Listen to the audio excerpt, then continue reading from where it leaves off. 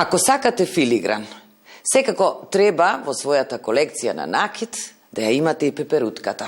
Таа е еден заштитен знак за овие простори, тешка за изработка, но сите оние што се филигранисти навистина велат дека со задоволство ја изработуваат. Од кога се занимавате и што све треба како алат да го имате за да го изработувате филигранот? Па јас ова мое патување како филигранист го почнав од 2015 година, од кога го изучи филигранскиот занает во Занетчиска комора и тогаш одма се регистрирав како занетчија за рачна изработка на накид. И од тогаш си работам овдека во мојата работилница, значи создавам уникатни парчиња накид, филигран. Исто така и тука имаме еден изложбен простор. Што е потребно за да се изработи пеперутката што ја имате тука? Има и цвеќе, лале. Па за да се изработи пеперутката, значи потребно е нормално сребрена жица, која треба да биде во различни големини. Тоа јас сама се изработувам, бидејќи за тоа и сум учела. Секогаш надворешните делови на пеперутката, секако и на секој друг филигран, се изработува од подебелата жица, затоа што таа треба да биде цврста и да биде стабилна. Нормално кога ќе се носи треба да биде издржлива.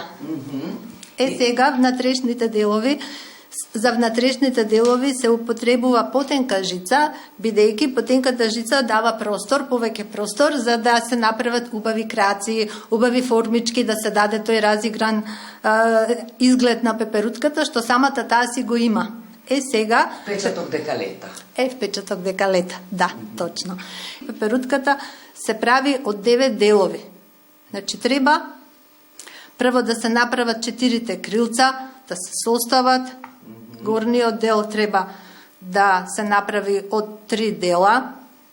Сега некогаш може и од 2 дела, зависи се од креативноста на филигранистот. Треба рокчиња и среброто е многу захвално, бидејќи може преку сребрената жица да се долови оној нежен изглед на пеперутката, на крилцата, на симетричноста на пеперутката, а посекако и има и убаво значење. Значи, накидот, пеперутка, која се носи, подсетува на нежноста на жената, што е сепак нели една нежна жена, и на нејзината трпеливост и упорност. И упорност, да.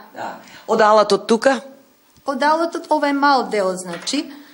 Тука клештички, пинцети, сечици, многу повеќе дремелчиња. Исто јас за да дојдам до оваа жица, имам исто и машина каде што од една плочка ја претопувам во една сребрена поголема, значи жица, и таа поминува низ повеќе процес на смалување и доаѓа, да речам, до најтенката е 0,25. Филигранистите работат тука и со рубинот македонски. Јас го работам и македонскиот рубин, бидејќи тоа е наш заштитен знак. Има таа преубава розова боја, исто така во различни форми. Камењата јас низ годините учев и се надоградував, значи не само како класичен филигранист, него изучував преку Занаетчиска комора, преку соработка со Германската комора од Гомбленц, доаѓаат дизајнери и познати изработувачи светски на накид. И тамо научив исто да работам, значи и со тахта и камењата да бидат уфасувани на таков начин, што им дава сега сепак еден модерен дизајн, да не останеме на класиката.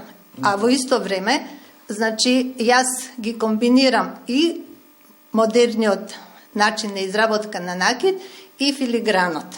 Пеперутката само еден дел, само еден мотив. Јас ви благодарам за учеството.